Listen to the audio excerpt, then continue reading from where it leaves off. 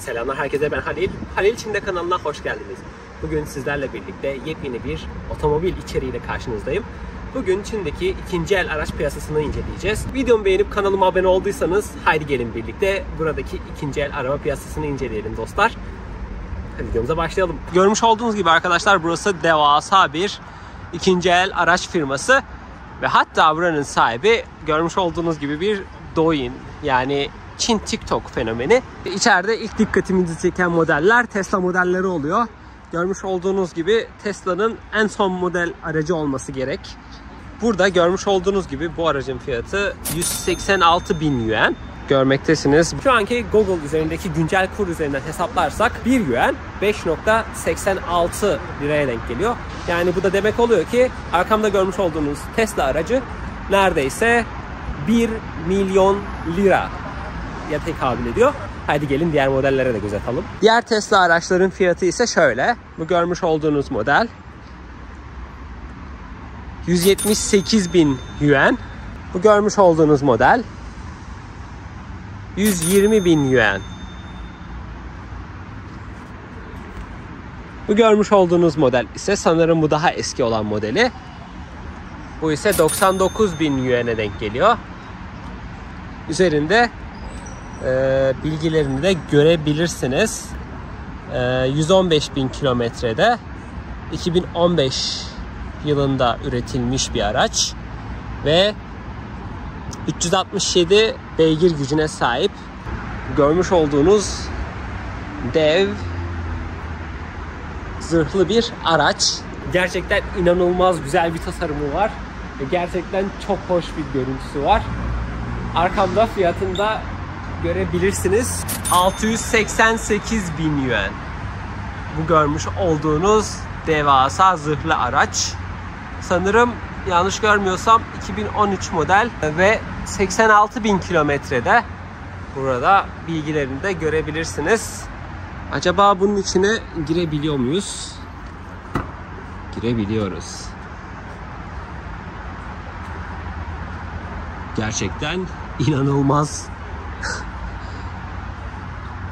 İçine bir girip çekim yapalım.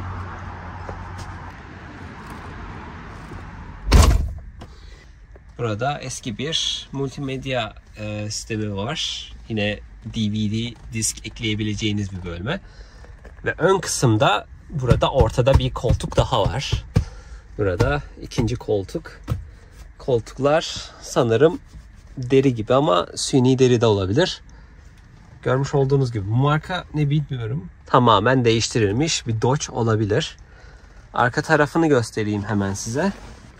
Ve aradaki panel gayet kalın. Burada VIP kısmını da görebilirsiniz.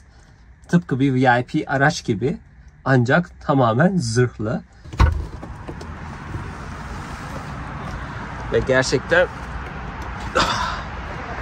fazlasıyla yüksek bir araç.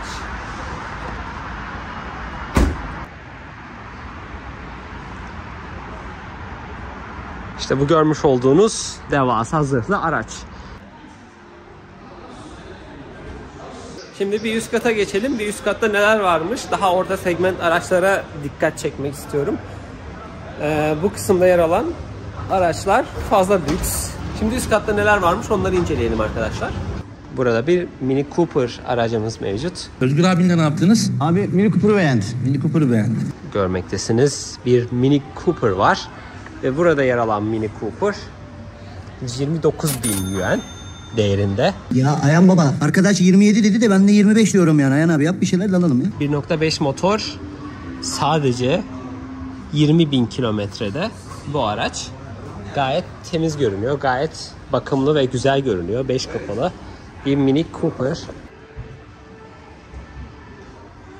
Ve işte burada bir Toyota Camry görmektesiniz. Önü Toyota Corolla'ya çok benzese de Corolla'nın bir üst segmenti olarak da biliniyor. Burada fiyatını da görmektesiniz. 129.000 yuan. Sadece 35.000 kilometrede ve 2021 model bir araç. Bu görmüş olduğunuz Toyota Camry. Burada bir Hongqi görmektesiniz. Hongqi daha önceki araç fuarında da sizlere belirtmiş olduğum gibi Çin'in lüks segment araçlarından, VIP araçlarından, markalarından birisi. Hatta ve hatta Çin'in yüksek makamları, resmi makamları dahi, Çin'in liderleri dahi bu Hongqi marka model araçları kullanmaktalar. Şu an içinde bulunduğum ise Hongqi H9 modeli. Bu modelin içerisini şu şekilde sizlere gösterebilirim. Çin'de fazlasıyla sevilen modellerden birisi ve önümüzde büyük, kocaman bir ekran mevcut buraya kadar. Gayet güzel görünüme sahip, güzel donanımlara sahip. Özenilmiş ve gerçekten de Çin'de çokça tercih edilen araçlardan birisi. Koltukları dahi aşırı derecede kalın ve gerçekten çok rahat olduğunu söyleyebilirim. Hatta benden de bakabilirsiniz. Bu kısımlarda koltukların üzerinde gerçekten güzel bir tasarım var. Onun dışında bu aracın fiyatı ise 164.000 yuan. 164.000 yuan burada bu araç için gayet uygun bir fiyat. Hatta başka yerlerde, internet sitelerinde daha da uyguna bulabilirsiniz. Bu arabadan bahsetmem gerekirse 2022 model olduğu yazıyor ve sadece 22.000 kilometrede bu araç ve özel fiyatıyla birlikte bugün bu galeride satılmakta, satışa sunulmakta. Kapıyı açınca buradaki ışıklar hemen devreye giriyor. Altta özel bir ışıklandırma mevcut. Burada yine hafif mavi ışıklandırmalar ve yine burada güzel detaylara sahip. Bagajına bakalım. Bagaj kapasitesi nasıl? Görmüş olduğunuz gibi gayet devasa, büyük bir bagaj kapasitesi var. Bagaj kapasitesi bu araçta bu şekilde. Görmüş olduğunuz gibi bagajı da buradan kapatabilirsiniz.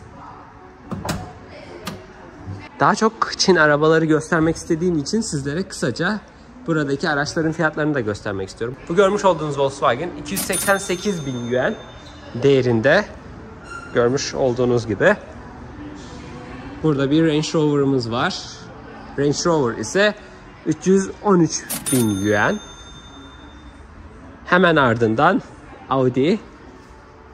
sanırım Audi Q5 165.000 yuan değerinde, 45.000'de bir araç. Yine burada bir Q5'imiz var. Bu ise 282.000 yuan. Sadece 18.000 kilometrede bir araç ve görmüş olduğunuz gibi 2024 model. Tıpkı yepyeni bir araç olduğunu söyleyebiliriz. Burada bir Lexus mevcut. 158.000 yuan. Burada yine bir BMW 181.000 yuan. Buradaki BMW ise 268.000 yuan.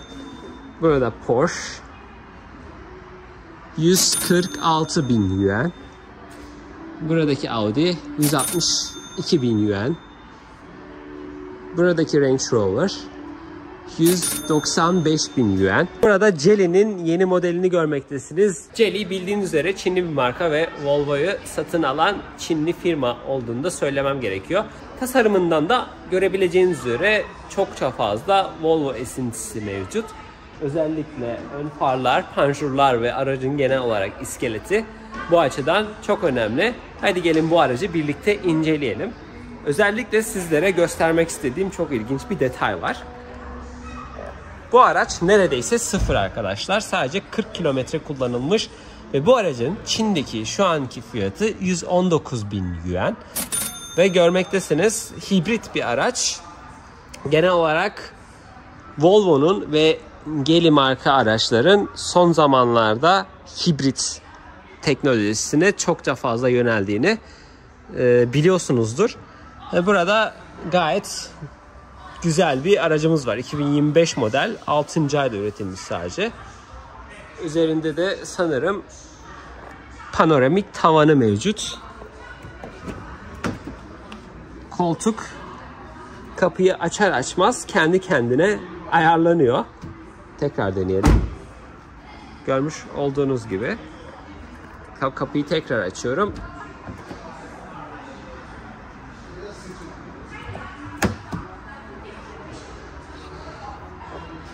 aracın henüz içerisindeki koltukların üzerindeki plastikler dahi yerinde. Çok yeni, 0 derecesinde bir Geely marka araç. Bu şekilde ön tasarımını görmektesiniz. Burada 2 farklı ekranımız var. Bu 2 farklı ekranda yine dokunmatik. Görmektesiniz, araç daha yepyeni. Çok da güzel tasarıma sahip araçlardan.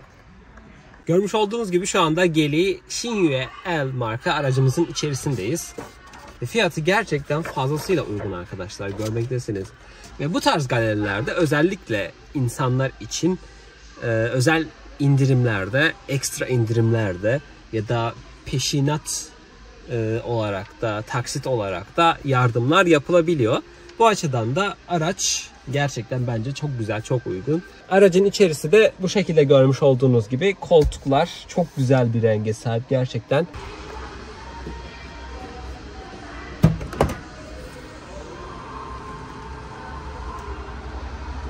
Bagajın genişliği zaten fazlasıyla belirgin oluyordur kameradan. Gerçekten kocaman bir bagaj kapasitesi var. Şu şekilde sizlere gösterebilirim. Buradan da bagajımızı kapatıyoruz.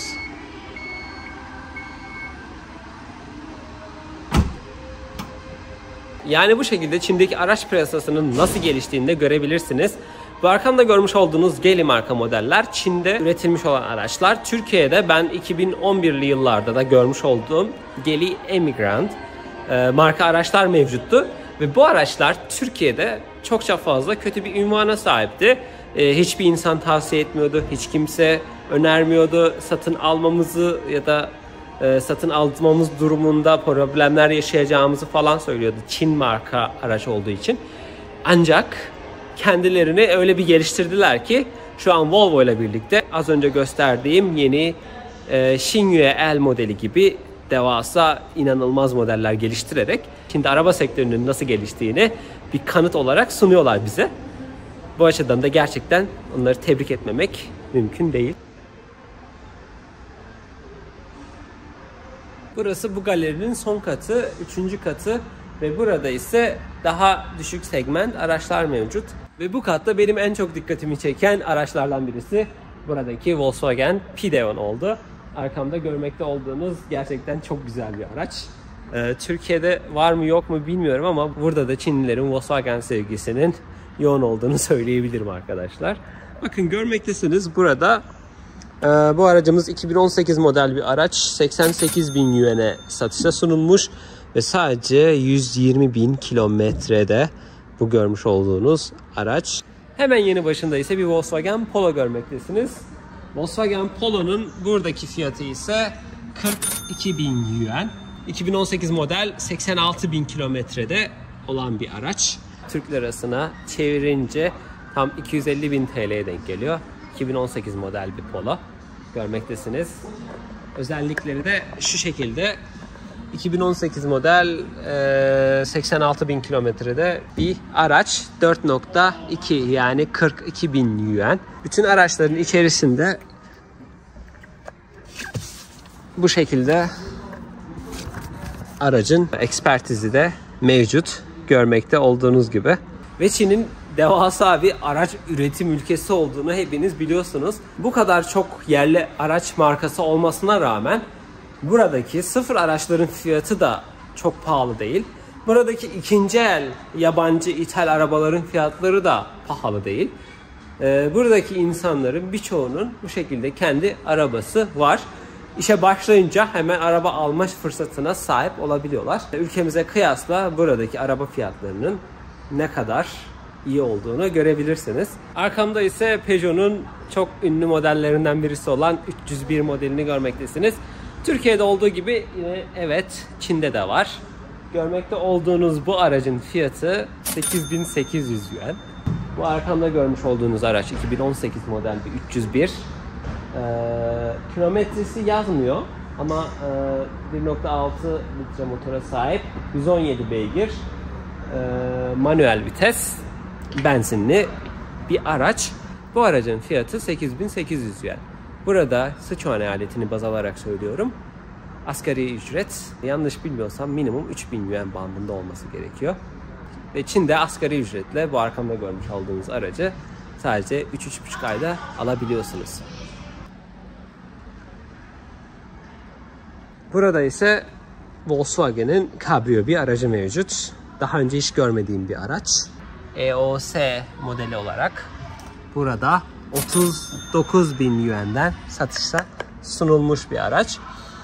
2011 model ve 134.000 kilometrede görmekte olduğunuz bu Cabrio araç. Gerçekten çok tatlı bir tasarımı var. Çok güzel bir rengi de var.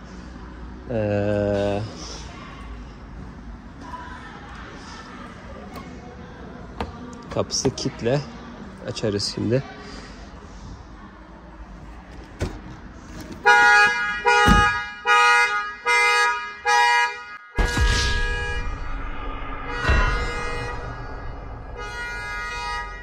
Arabanın iç tasarımını dışarıdan göstereyim. Görmüş olduğunuz gibi 2011 model olmasına rağmen gayet güzel bir iç tasarımına sahip. Gayet hoş ve güzel bir tasarımı var. Rengi de güzel. Arkası da bu şekilde. Sizler neler düşünüyorsunuz? Çin'deki fiyatlar hakkında yorumlarınız neler? Fikirleriniz neler? Lütfen yorumlarda belirtmeyi unutmayın. Burada bir Elantra'mız var. Hyundai Elantra. Yine bir Kore arabası. Türkiye'de çok popüler olan araçlardan birisi. Bu görmüş olduğunuz aracın fiyatı ise sadece 49.800 yuan. Bu araç 62.000 kilometrede 2018 model bir araç. 130 beygir gücüne sahip 1.6 bir araç. Arkamda görmüş olduğunuz bu araç ise Beijing marka. Yine Çin üretimi 4x4 bir araç. Gerçekten çok güzel bir tasarımı var. Rengi olsun, arabanın aksesuarları olsun. Gerçekten buradaki en çok ilgimi çeken off-road araçlardan birisi. Hatta içine de girip çekim yapabiliriz. Bu şekilde çok eski bir kapısı var. Tıpkı eski Range Rover'lara benzer bir tasarımı olsa da. Bakın arka kısmı, bu kısımlar bu şekilde Range Rover'lara fazlasıyla benziyor. Daha önce askeriyede kullanılmış olma ihtimali çok yüksek.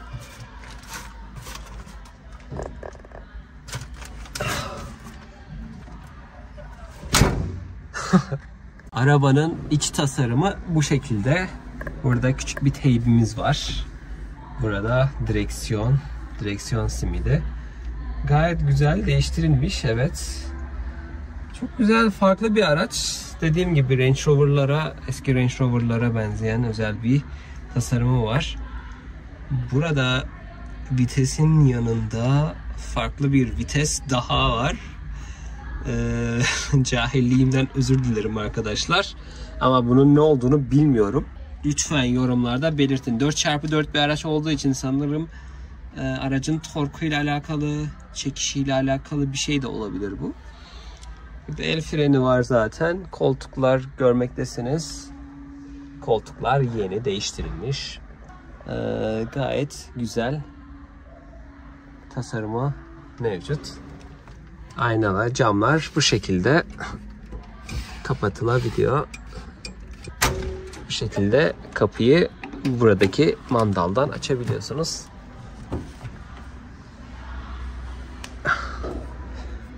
Görmüş olduğunuz arkamda ise bir haval var. Doğu illerimizde de çoğunlukla heval denildiğini duymuşsunuzdur. Bu açıdan da isim benzerliği mevcut. Haval yine Çin markası araçlardan. Hadi gelin bu aracın fiyatına göz atalım. Bu aracın anlık olarak fiyatı 99.000 yuan ve bu araç 2024 model. 2024 sadece bir senelik bir araç. Tam bir yıllık. 9.700 kilometrede. Size buradaki ilginç bir detaydan da bahsetmek istiyorum. Bu aracın fiyatı 99.000 yuan. Ancak bu aracın sıfır vergili fiyatı 142 bin yuan. Yani bu aracı burada sıfır kalitesinde ikinci el olarak alabiliyorsunuz ve 43 bin yuan kar edebiliyorsunuz. Burada 36 aya bölerek de taksitli olarak ödeyebiliyorsunuz. Aracın fiyatında pazarlıkta edilebiliyor ve ona göre de değiştirilebiliyor ama burada 3 yılda ödemede yapılabiliyor.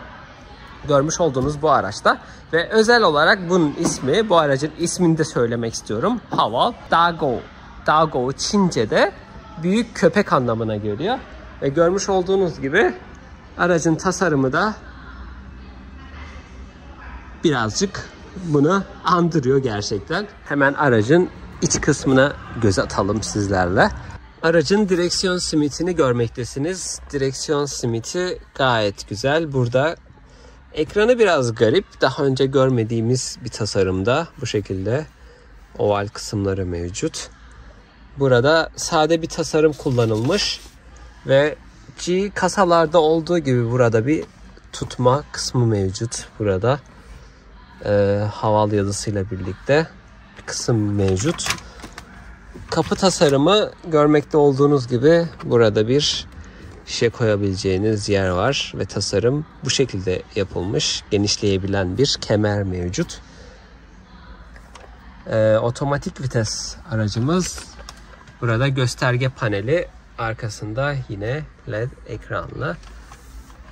Arka koltuklar ve ön sürücü koltuğu ise bu şekilde deriden üretilmiş.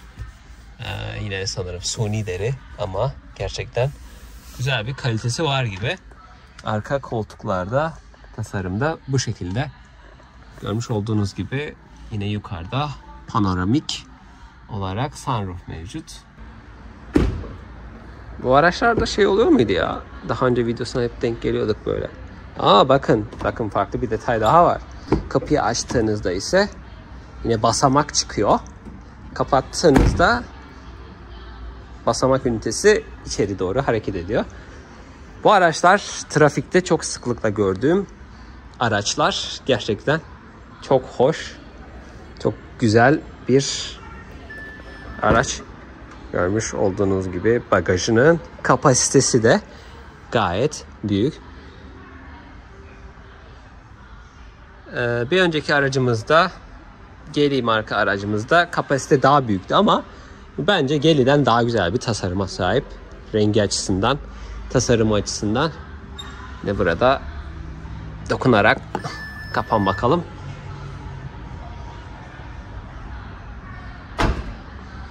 Bakın burada bir Nissan Qashqai görmekteyiz.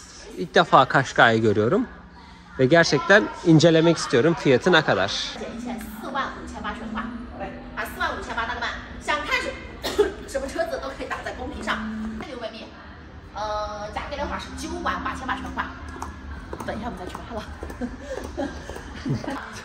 Burada sosyal medyanın gücünü görmektesiniz. Modeller, güzel modelleri seçiyorlar. Sosyal medya fenomenlerini. Onların burada Çin TikTok'unda Douyin üzerinde reklam yapmalarını, tanıtım yapmalarını sağlıyorlar ve fiyatları gösteriyorlar kendilerine. Çin'deki sosyal medya ağları çok geniş kitlelere yayıldığı için de bu şekilde çok daha kolay satışta yapabiliyorlar. Ve insanlar da, influencerlar da buradan payını alıyor. Gerçekten çok ilginç. Size buradaki Qashqai'yi gösteriyorum. Türkiye'deki Qashqai'den biraz daha küçük gibi geldi bana sanki ama bilemedim. Gelin inceleyelim. Bu aracın fiyatı 188-190 bin yuan. 2011 model Nissan Qashqai 98 bin kilometrede 1.6 litre motora sahip 121 beygir bir araç. Görmekte olduğunuz bu araç Nissan Qashqai. Bakın bu aracın ekspertiz raporu gibi bir şey işte. Daha önce gösterdiğim gibi. Burada aracın bütün her şeyi normal. Burada arka tampon boyalı sprey boya. Ön tampon boyalı sprey boya. Ve burada sol arka kapı yine sprey boya. Onun dışında bu aracın herhangi bir problemi yok. Yani Türk lirasına çevirdiğimizde bu arkamda görmüş olduğunuz araç 110.000 TL'ye denk geliyor. Ve kısaca buradaki arabaların diğer fiyatlarını da göstermek istiyorum. Buradaki Volkswagen 99.000 yuan değerinde. Buradaki 59.000, 60.000 yuan değerinde bir Volkswagen. Burada sanırım BYD olması lazım. Evet, BYD. Görmüş olduğunuz BYD'nin bu modeli ise 42.000 yuan görmektesiniz. Buradaki Hyundai 60.000 yuan değerinde. Buradaki Haval daha eski bir model 59.000, 60.000 yuan değerinde. Görmüş olduğunuz Haval. Buradaki Acura mı bu? Chang'an marka araç 69.000, 70.000 yuan arkadaşlar. Bu araç da çok ilginç. Yine Çin aracı. Şimdi aşağı ineceğim. Kapının önünde Xiaomi araçlarını da göstermek istiyorum sizlere. Burada da galerinin daha önce satış yapmış olduğu araçları ve müşterilerine araçları satarken etkinlik düzenlediklerini gösteren fotoğraflar var. Burada Çin'de galeriler bu şekilde görmüş olduğunuz gibi galerinin içerisinde özel içecek alanları, yemek yiyebileceğiniz, çay içebileceğiniz kısımlar da mevcut. Yani buraya araba almaya gelenler burada ayrıca diledikleri gibi vakitte geçirebiliyorlar. Gelin bu aracımızdan başlayalım. Burada bir Li Xiang L7 görmektesiniz. Bakın aracın üst kısmında yolu tamamen algılayabilen özel kameralar mevcut. Arabanın özelliklerini burada görebilirsiniz. Fiyatı 256.000 yuan. Bu araba 2024 model. 14.000 kilometrede bir araç. Buradaki araçlar yine üst segment araçlar görmektesiniz. Bu araç satılmış bir araç. Buradaki galeriler satılan arabaları bu şekilde müşterilerine paketleyerek teslim ediyorlar. Burada Porsche görmektesiniz. Bu Porsche'un fiyatı 363.000 yuan. Görmüş olduğunuz bu range'in fiyatı 489.000 yuan. 2016 model ve 181.000 kilometrede görmüş olduğunuz araç. Ve bu araç tavsiye edilen performans araçlarından birisiymiş. Görmekte olduğunuz bu araç.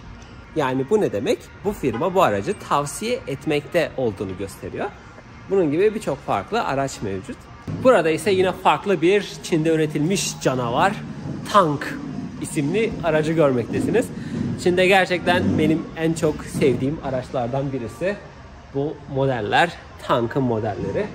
Ve araç görmüş olduğunuz gibi böyle bir hoş tasarıma sahip. Hadi gelin birlikte fiyatına bakalım. Bu Tank'ın fiyatı 352.000 yuan. Bu araç 2025 model ve sadece 2 aylık bir araç dostlar. 2 ay önce üretilmiş bir araç. Kilometresine bakabilirsiniz. Daha yeni, yepyeni, hiç kullanılmamış bir araç. İç tasarımını da göstereyim hemen sizlere. Ve bu arabalarda özel masaj yapan koltuklar mevcut. Isıtmalı, masaj yapabilen koltuklar. Aracın içerisindeki donanımlar Çin'de kullanılan son model donanımlar. Çok sevilen araçlardan birisi Tank. Arka tasarımı bu şekilde bu aracımızın.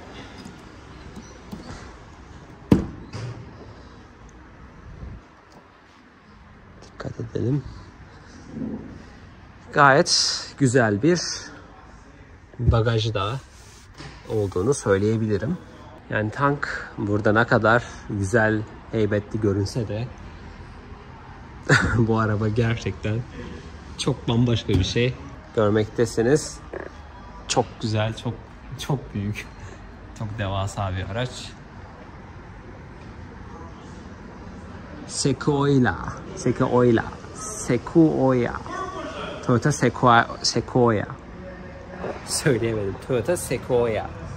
Görmüş olduğunuz araç. Bu görmüş olduğunuz canavar ise 2018 model.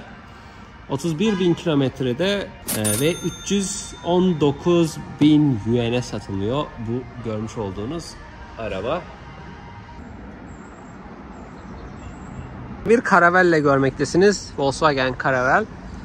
125.000 yuan değerinde. 2016 model, 120 bin kilometrede.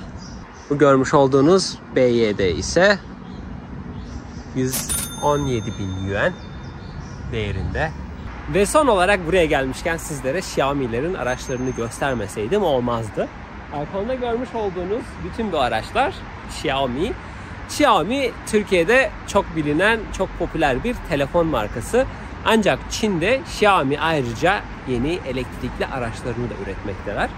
Ve bu Xiaomi araçlar şu anda çok popüler. Haydi gelin birlikte Xiaomi araçların ikinci el fiyatlarına bir göz atalım.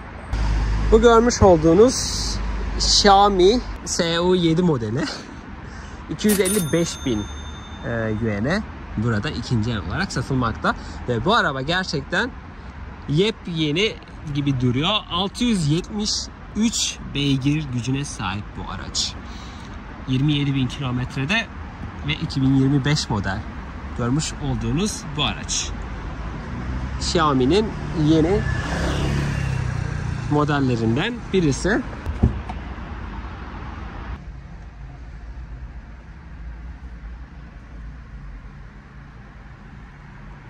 Şu anda Xiaomi'nin SU7 modelinin içerisindeyim ve görmekte olduğunuz gibi içeride en güzel, en çok hoşuma giden yanlardan birisi tavanın tamamen aynayla kaplı olması.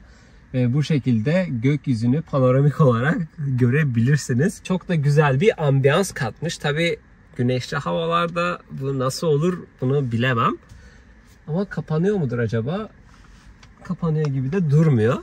Onun dışında aracın ön paneli görmüş olduğunuz gibi kırmızı ve siyah renklerde. Burada devasa büyük bir ekranımız mevcut. Biraz Tesla gibi. Buradan aracın örneğin bagajını açtım.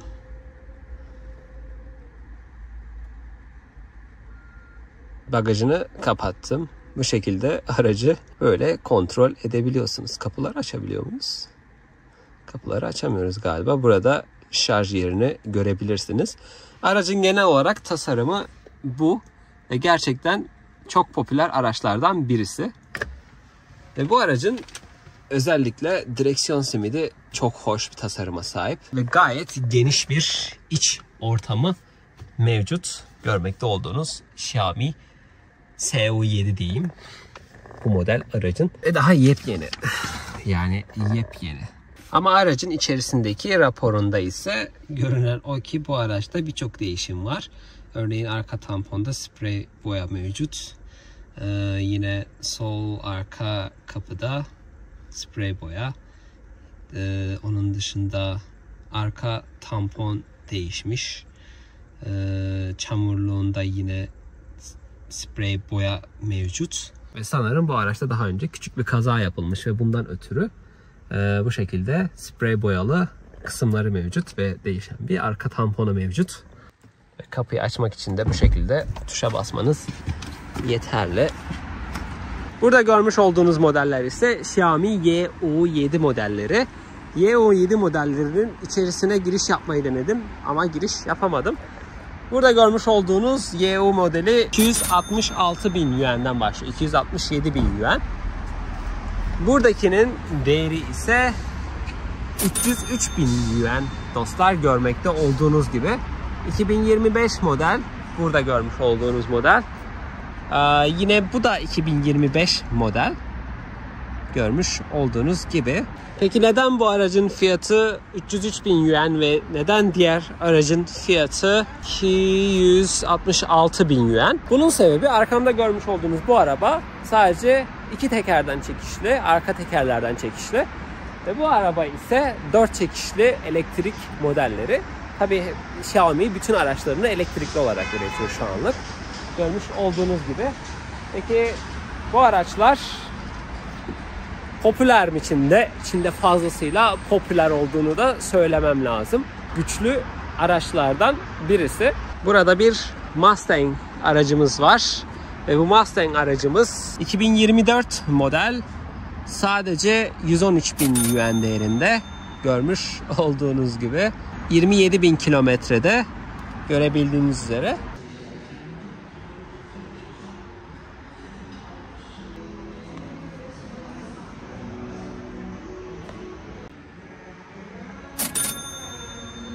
İkinci el araba piyasasının Çin'deki durumunu bu şekilde çok daha iyi anlayabileceğinizi umuyorum. İkinci el araç piyasasının fiyatlarının bu kadar ucuz olmasının sebebi nedir? Bizim ülkemizde olsaydı nasıl olurdu? Lütfen yorumlarda belirtin. Videomu beğenip kanalıma abone olmayı unutmayın dostlar. Kendinize iyi bakın. Hoşça kalın. Görüşmek üzere.